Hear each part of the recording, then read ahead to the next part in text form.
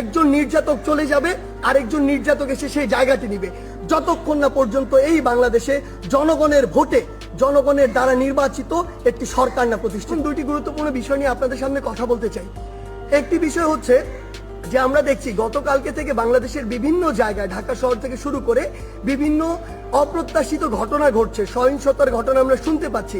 আমরা আপনাদেরকে স্পষ্ট করে বলতে চাই, এই যে বাংলাদেশের ছাত্র সমাজ একটি এত বড় আন্দোলন করেছে, একটি ফ্যাসিস্ট একটি সরকারের যে একটি পতন ঘটিয়েছে, সেটি আমরা এই কারণে করিনি যে একজন নির্যাতক চলে যাবে আরেকজন নির্যাতক এসে সেই জায়গাটি নিবে।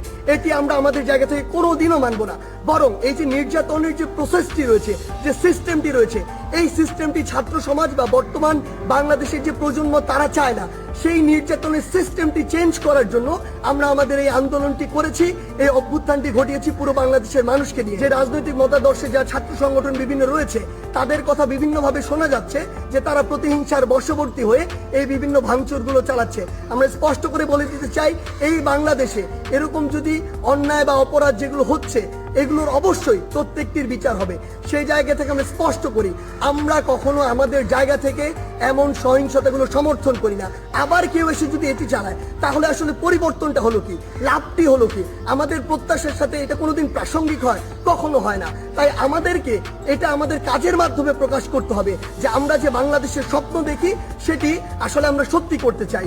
আরেকটু স্পষ্ট করে কথা বলতে চাই, সেটি হচ্ছে যে আমাদের যে সংখ্যালঘু ভাই বোনেরা রয়েছে, তাদের বিভিন্ন ধর্মীয় উপাসনালয় রয়েছে, সেগুলোতে অনেকেই চক্রান্ত করে আঘাত করার চেষ্টা করছে, অনেকে প্রোপাগান্ডা ছড়াচ্ছে, যা হচ্ছে না তাও বলছে। সেই জায়গা থেকে আমাদের সকলকে, সকল ধর্মের বর্ণের সকলকে এই দায়িত্ব নিতে হবে যে আমাদের যে ভাই বোনেরা এটি শিকার হচ্ছে, তাদেরকে আমাদের প্রোটেক্ট করতে হবে যতক্ষণ না পর্যন্ত এই বাংলাদেশে জনগণের ভোটে জনগণের দ্বারা নির্বাচিত প্রতিষ্ঠিত হচ্ছে।